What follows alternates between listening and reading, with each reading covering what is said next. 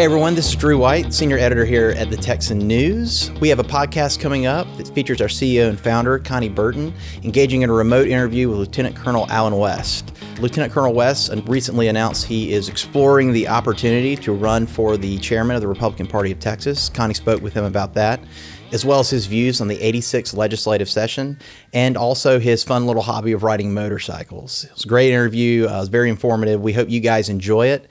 And for this kind of content, as well as our news articles, please visit thetexan.news. Thanks, everybody. Hi, everyone. It's Konni Burton. I am the CEO and founder of The Texan. And today we have a guest on that I'm very happy to be with today. He just made a major announcement on a Facebook post. And I'm not going to talk about that yet. We're going to get to that in a minute. First, I want to welcome retired Army. I always want to read this because I want to say it correctly, Colonel. Retired Army Lieutenant Colonel Allen West, who is here with us today. And I'm so pleased to have you. Thank you so much for joining us here on The Texan. It's a pleasure to be with you, Senator Burton, and thank you so much for having me on your show. Absolutely. So as I mentioned, he made an announcement, and when I heard about the announcement, I immediately reached out and said, we've got to have him on because I want to know what this is all about. And like I said, we'll get to that in a minute. First, I want to, kind of give everybody that's watching and listening some background on you.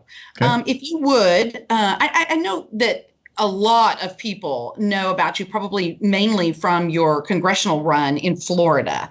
But go ahead and give us a little bit of background on you, maybe your time in Florida, and then moving here to Texas and when you did, all that kind of thing. Just give us a little history on yourself, if you would. Sure. Well, I was born and raised in the inner city of Atlanta, Georgia. It's the same neighborhood that produced Dr. Martin Luther King Jr., as a matter of fact. And my father was a World War II veteran, United States Army, a corporal, and my mother worked 25 years civilian service with the Marine Corps headquarters there in Atlanta.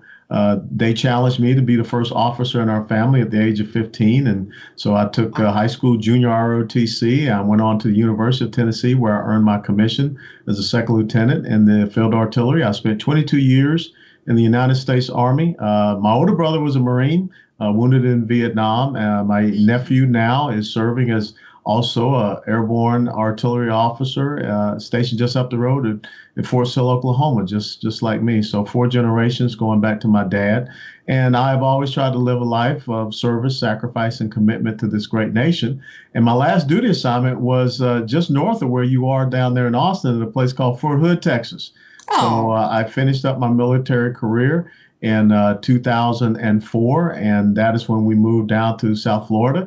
I did 1 year teaching high school down in South Florida, and that was such an enjoyable experience that I volunteered to go to Afghanistan and be a civilian military advisor to the Afghan Army.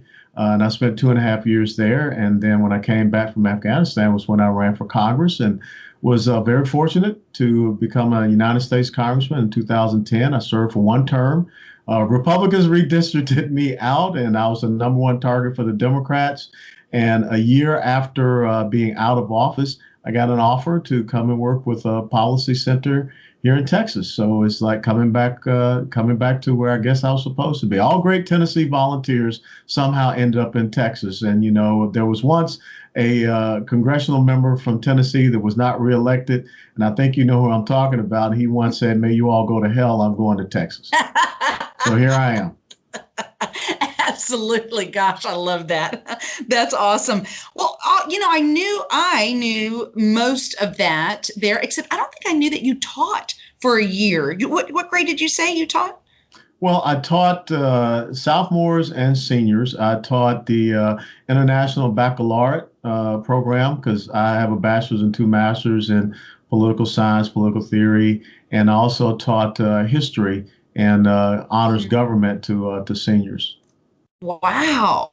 What did you think about that? What was that like? That's interesting to me. Well, the thing is, what I see happening in our schools, and I'm sure you will agree, is that we no longer have a system of education. We have a system of indoctrination.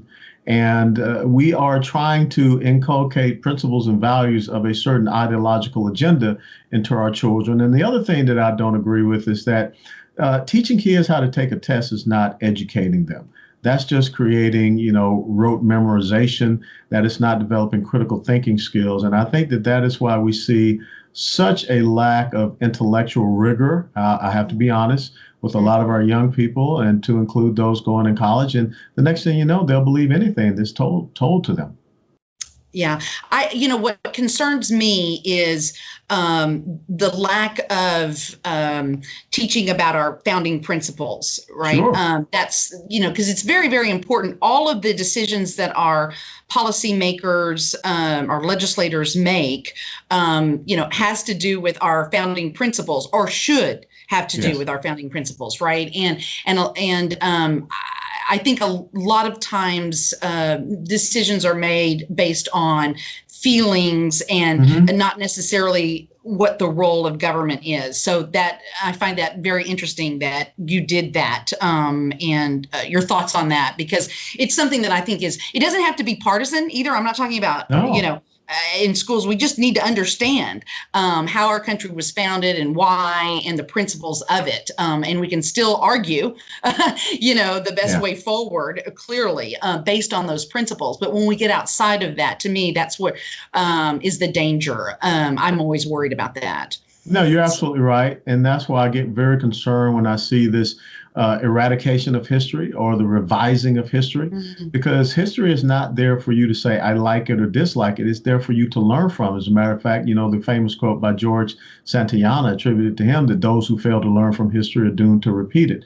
And that's not what we want to have. And I think that just last week, and our American Independence Week, you saw a display of that lack of understanding of, our founding documents, which the Declaration of Independence is, and also understanding our founding symbols. I mean, for someone to say that the Betsy Ross flag was offensive to them and that is a symbol of racism, well, I mean, Betsy Ross was a Quaker. I think that she is the last person that you want to accuse of being a racist. But then also, that was the standard, that the first flag of this country, the first 13 states.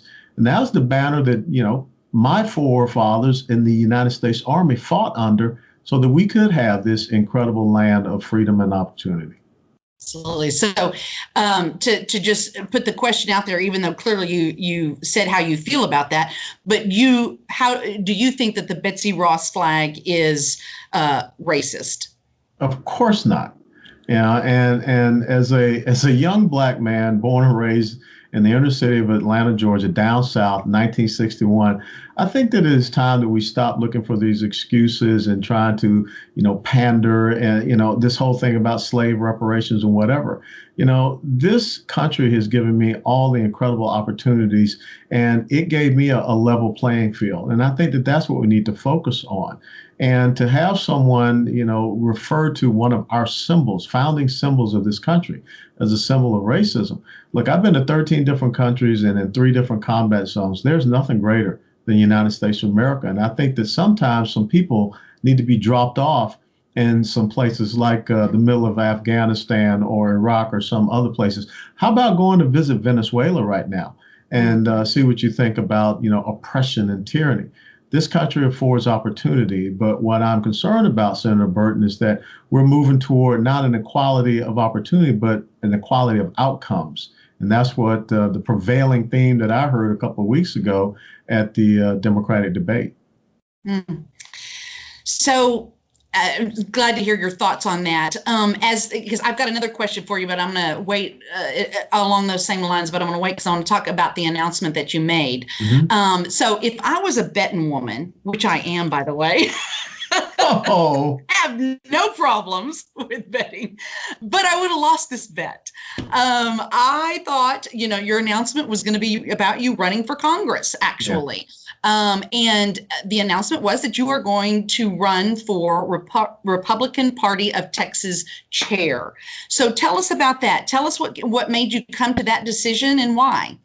Well, just the same as I said in the announcement video, there's an incredible verse from the Bible that one of the parables of Jesus, and he says, "What does it profit a man if he gains the world but loses his soul?"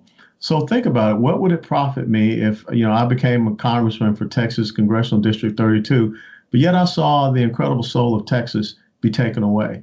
And that's what is happening slowly but surely. There have been recently a couple of articles, one in The Economist 2 weeks ago that called, the article is called Texifornia.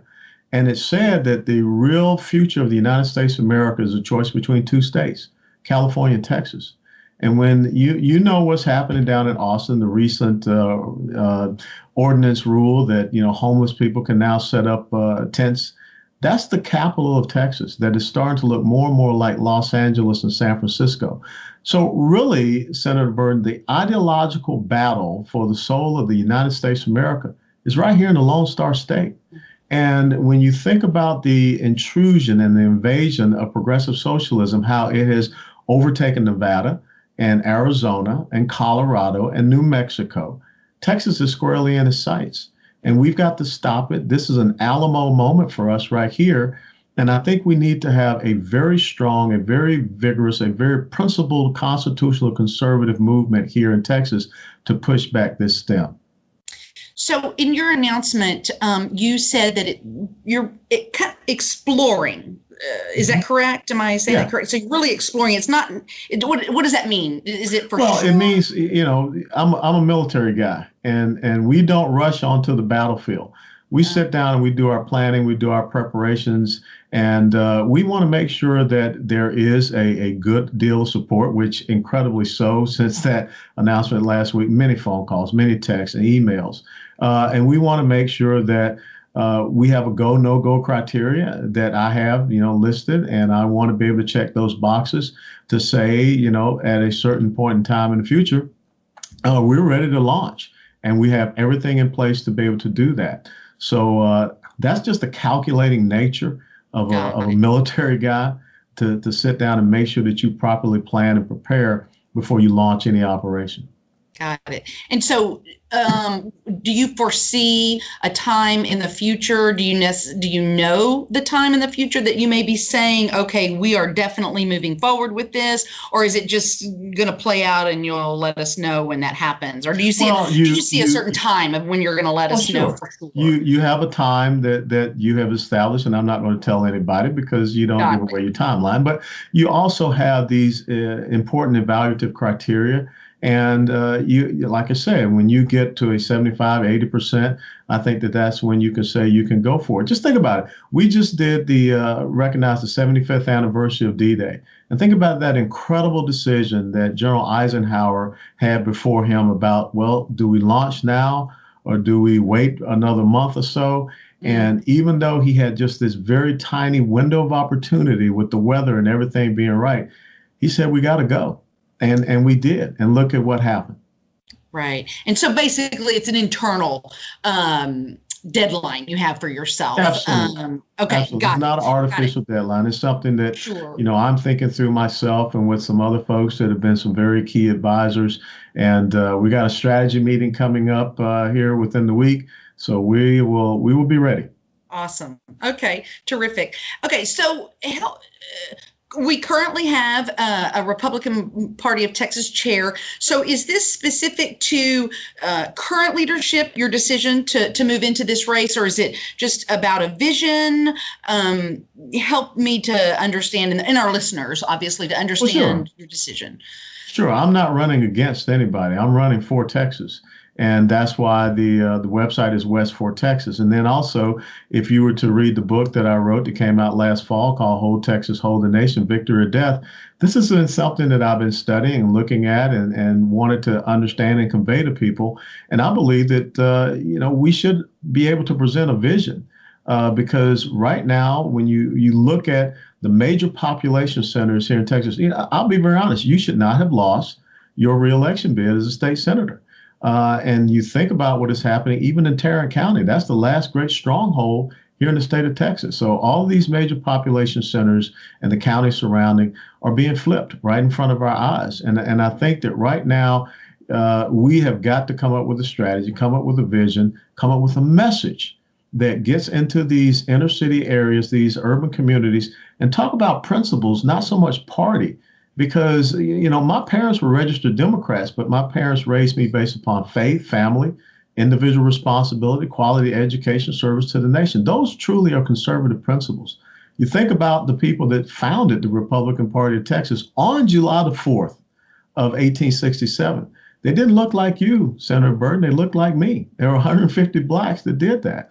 And that's a bit of history that I think that we need to convey to people. Instead of allowing others to define us and we're playing defense, we need to go on offense. I'm glad you brought up about moving away. The suburbs are moving away from the Republican Party. It's one of the questions I have for you. And you mentioned it just now. And that is what's happening. We're seeing the suburbs moving away and from the Republicans. So do you have, you mentioned it, you talked a little bit about how it's not good for Republicans. Do you have a specific strategy to turn that back around? What are you thinking? Yeah, I think that the most important thing is that it's so interesting that our party has all of the right points, the principles, the values on its side. We're horrific messengers.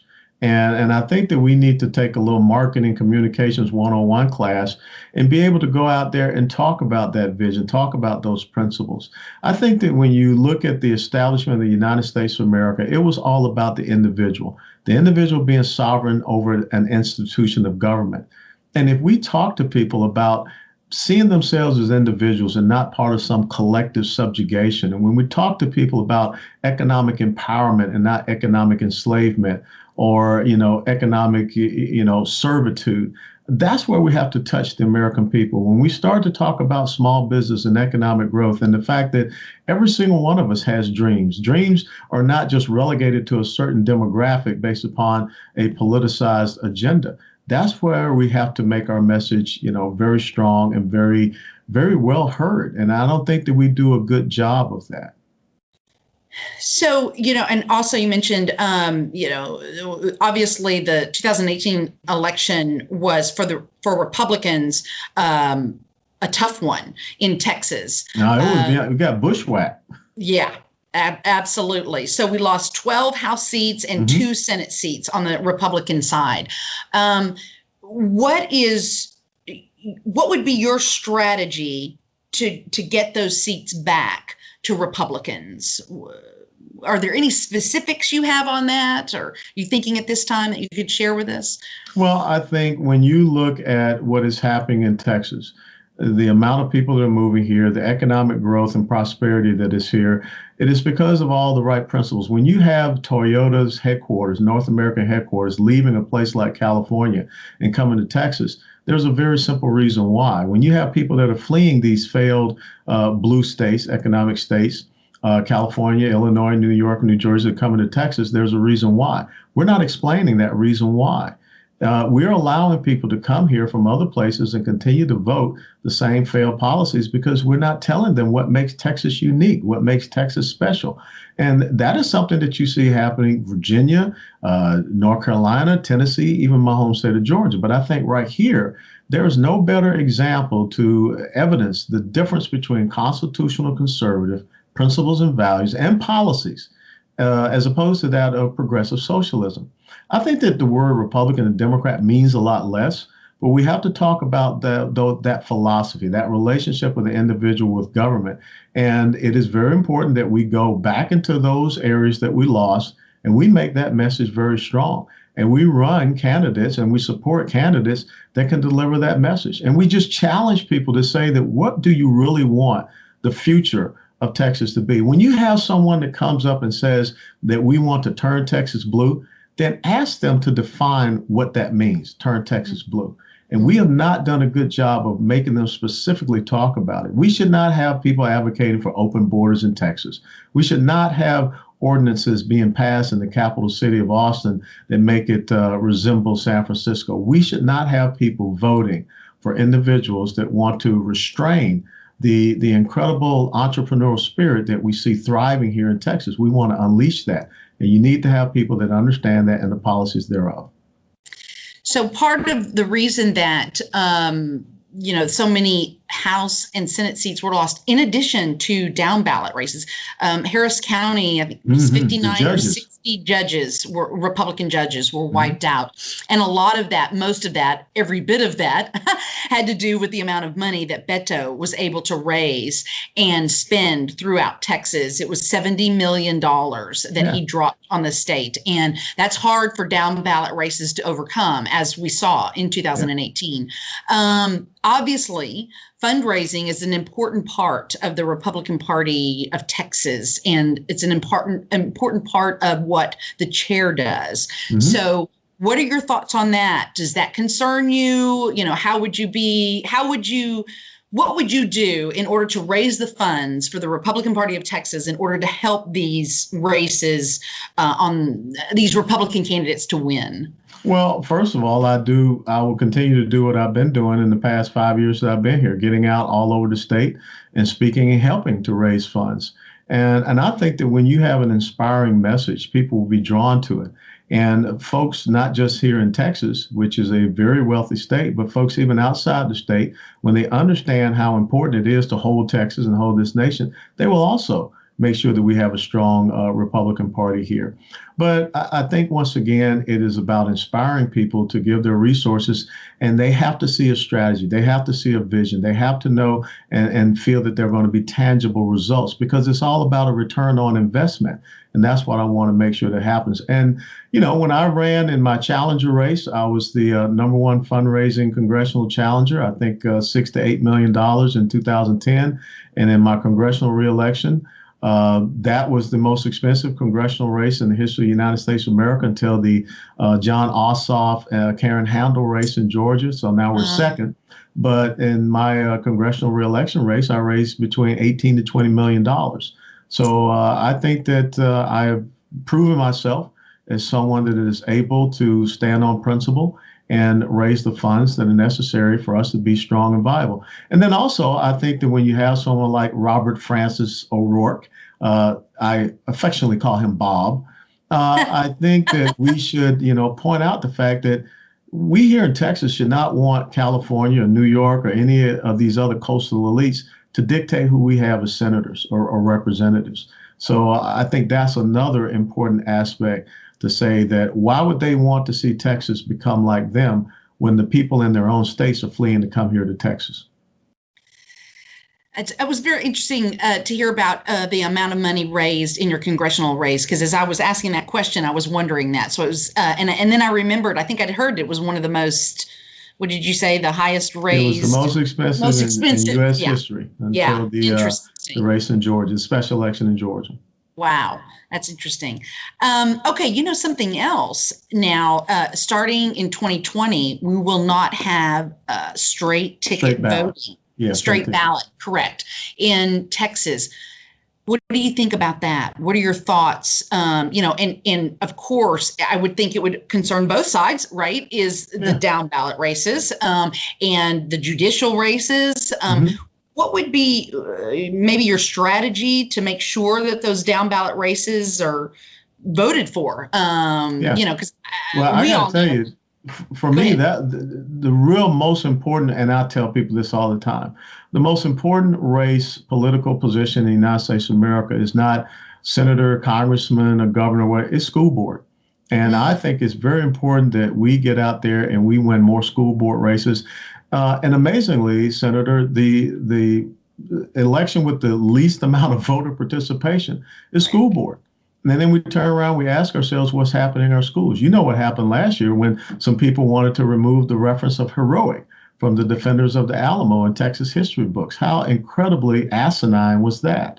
So I think city council races, school board races, commission, zoning commission, all of these things, county commissioner races. So I want to be able to develop, it's kind of like in baseball. In baseball, you have, single A, double A, triple A, and in the majors. I want us to develop that farm team here in Texas. And I think that those down ballot races are incredibly important, because that's where you build up your bench for those future races.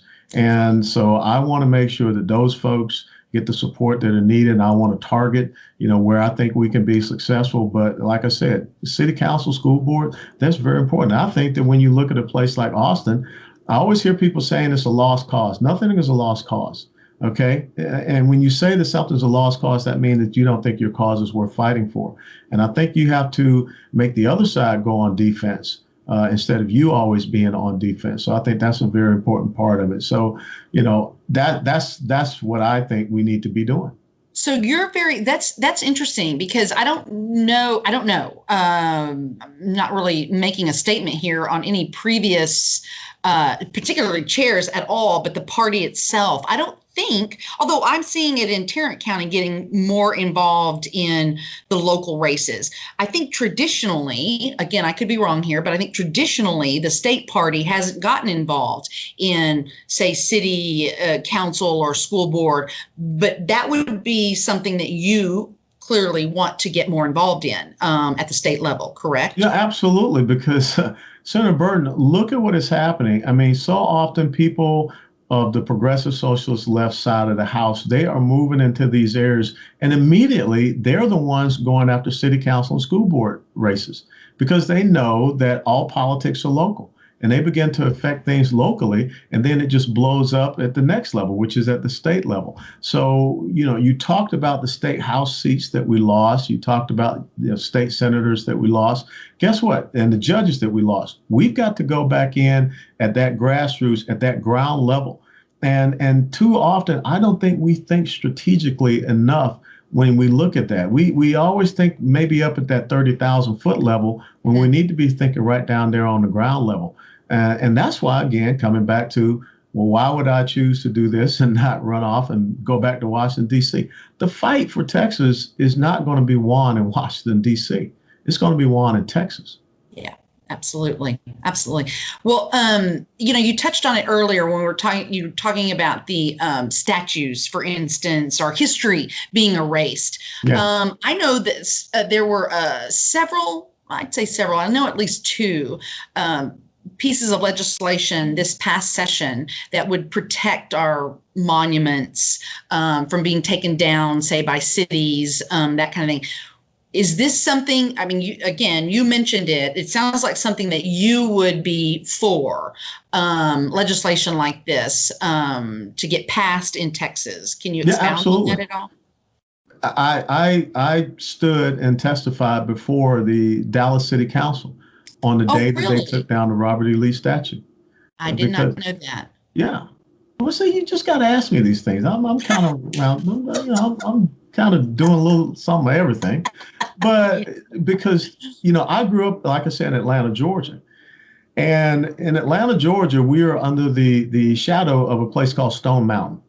And on the face of Stone Mountain, you have Jefferson Davis, Robert E. Lee, Stonewall Jackson, and Ulysses S. Grant.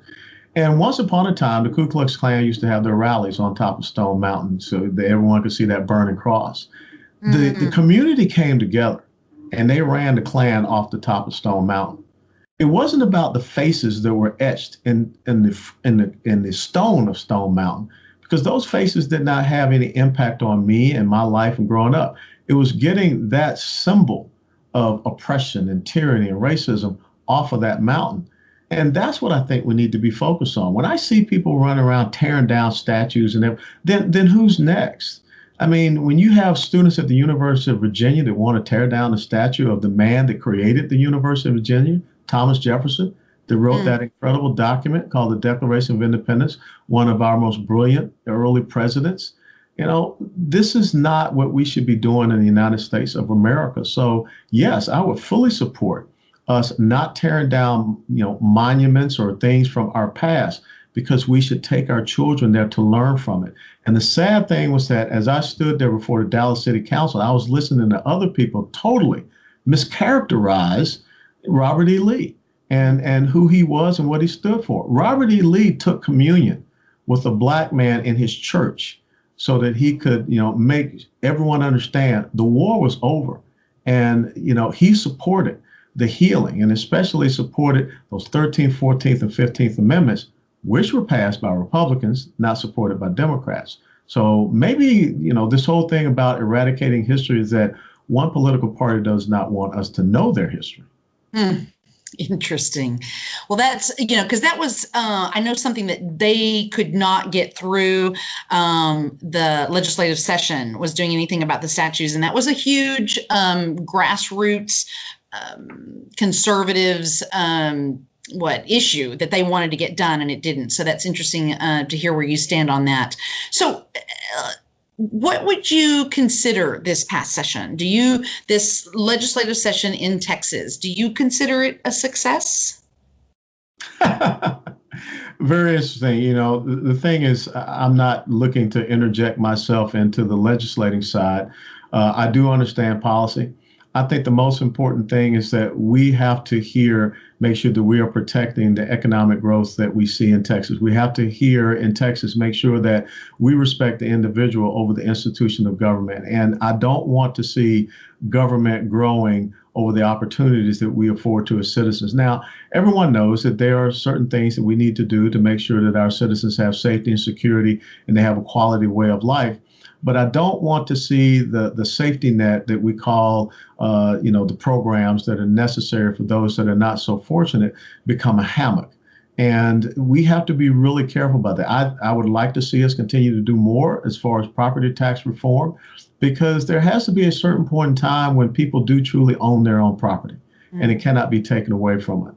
And I think that is a very interesting thing we need to look at. And as long as we continue to advance the policies of economic growth here in Texas, then we will continue to have the tax receipts that grow. We will continue to be able to have a surplus so that the future of Texas will look bright, and we will be a beacon. And we can continue to, as they say, balance our budget. I think one of the key things we need to look at when you talk about education is, how do we have better public-private partnerships in education? I worked with the Texas Public Policy Foundation, and we established the Booker T. Washington Initiative.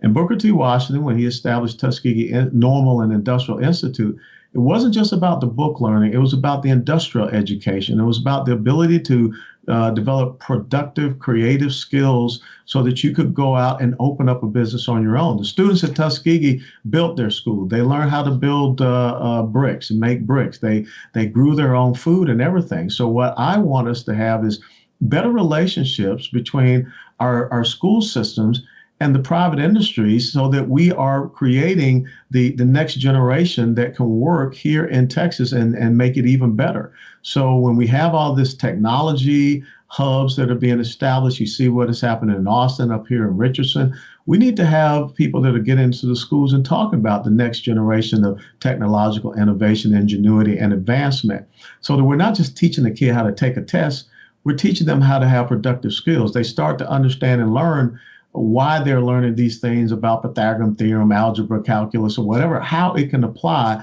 to something that they can go out and do. And then maybe we give them an internship over the summer so that they can put those skills to work, and we start to developing them. And same with the oil and natural gas industry. We need to be looking at more chemical engineers and things of this nature. Interesting. So let's I know your time is valuable. We'll kind of wrap it up with some fun stuff. No, you are you motorcycle rider, right? Yeah, I've been riding motorcycles since 1985. Is that right? And your wife allows you to do that? Well, for a while I had to give it up, but then I told her, man's got to be a man. So do you do that? Is that just kind of one of the ways that you blow off some steam, or you just, what is it about it that you like? What do you do? Well, I love the freedom of the open road. It's sad and it's tragic what happened to those 7 bikers up in, I think it was New Hampshire. I don't know that. Well, they were hit by a person that had a history of drug abuse and DUI. He was in a pickup truck with a trailer and ran over 7 bikers and killed. Oh my! Yeah, so it's pretty horrific. But the thing is, you have to be careful out there on the roads. But let me tell you something. I took a very interesting motorcycle ride a couple of years ago. I left Dallas Metroplex and headed out to El Paso. Spent the night in Midland, Odessa area, and from El Paso went back down to Marfa and down to the Big Bend Mountains and over to Del Rio, then over to San Antonio and back to Dallas. When you get out there on the open road and that freedom, that's what America's all about. And that's what I enjoy is, not having any noise or whatever. And you just really see America. I had the opportunity to go from coast to coast. I went from Carlsbad, California to Daytona Beach, Florida in 8 days. And it's just amazing to be able to see this great nation and realize how truly blessed we are. So I love being on the back of my motorcycle and just getting out there tooling around, and nothing beats going through Texas Hill Country. Absolutely. And I love hearing you say that because my husband and I love driving vacations. There's kind of a reason for that. I'm not I'm not a really great flyer, so I tend to like to drive anyway. But we also really like that because you're exactly right. You don't see this country if you're just, at one airport and you go to another. And so many times when we're driving, we'll just pull over, I don't know, a historical marker or a natural site, and it's the best part of the trip. It's not anything that we necessarily planned. We just pulled over to see it, and the beauty of it is just awesome. Now, we don't ride motorcycles. We're in a car, so but still, we call that a cage in a motorcycle. You're in a cage. And then we love, pulling over in hole-in-the-wall restaurants, right? Sure. And particularly in Texas. I think we've probably hit Best them chicken all. fried steak and barbecue you can get is in the hole-in-wall place. Absolutely. So we love that kind of thing too. So what else do you do for, where's your family? I think you've got kids, correct? Yeah. Well, the other thing I really enjoy, I'm a master scuba diver. And I am on the board of an organization called Dive Pirates, which was founded 15 years ago by two young ladies out of the Houston, Texas area. And what we do is we raise funds and we train veterans who have, spinal cord injuries, paraplegics, quadriplegics, loss of limbs, PTS. And every year we sponsor at least 9 to 10. We'd love to do more to go down to the Cayman Islands. And we just had that trip this past June. And it's just fantastic to see these young men and women get out of their wheelchair, sit there on the dive platform on the boat, put on their tank, and go into the ocean or the Caribbean Sea. And they're just like anybody else. They don't have a disability. They have all the possibilities as they just float along, down at the depths and seeing, the underwater world. So that's another thing that I do is the divepirates.org. Like I said, they're out of Houston, Texas. Say that name again. Yes, divepirates.org. Divepirates.org. Okay, that's fabulous. Yeah. So that, and yes, I have two daughters, 26 and 22. I've been married 30 years. My wife, Dr. Angela Graham West, she is a financial advisor with Oppenheimer. She still has her base of operations down in South Florida, but she's out here most of the time, especially since 3 of her 5 brothers are here in Texas, and her mother is in assisted living here in the Dallas area. But our oldest daughter just graduated from physician assistant school, and she is here looking for a job. Help me out. I got to get off the payroll, folks. So she's doing her Texas licensing. She's taking that test today, but she's already passed her board certification. And our youngest daughter, Austin, who is 22, she will graduate from Florida International University at the end of this month. Wow, that's awesome. That's awesome. So y'all are empty nesters, clearly. Yeah, and we are too. And as much as we love our girls and loved every minute of it, my husband and I certainly love the empty nester part of it too. So yeah, it's kind of fun, especially, when you think about all that money that goes back into your bank account now. That's right. That's kind of why we love it. Exactly. Yeah. That's awesome. Well, this has been a pleasure, Colonel West. Mainly, we just kind of wanted people to get to know you and, what you're about and some, not only how you feel about policy or what you can do for the party, but just you on a personal level as well. I think that's always important. Yeah. We so appreciate the time you've given us. I know you're going to be very busy in the upcoming days. Yeah, I'm going to be back anytime you want. Absolutely. And just so everybody knows, because I think it is kind of confusing. I don't know if it's confusing. It's just we all live lives and we don't pay attention a lot of the times. But this is not something that people are going to vote on at the ballot box. Yeah. The Republican Party of Texas chair is voted on by delegates that go to the Republican Party of Texas convention, which is in Houston this year, as you mentioned, in June, I believe, of 2020. Right. So that's where this will be voted on. And so, obviously, you'll be be talking to Texans throughout, but also the delegates who will vote for this. And we'll be watching this race. We're also going to have the current Republican Party of Texas chair on too, to do a podcast. I think it's very important for everybody to get to know everybody in the races. We've done this for, even House races and so far, and want to talk to everybody and help everybody to get to know the candidates in all the races. So this has been a pleasure. It's always a pleasure. You and I have known each other for a while, and so I just appreciate you giving us the time. Your Senate chair is still in my living room. I've been wondering about that. It's still there in the living room. That's awesome. Yep. So for everybody to know, I donated a Senate chair to one of our, what was that? It was the Tarrant County GOP event.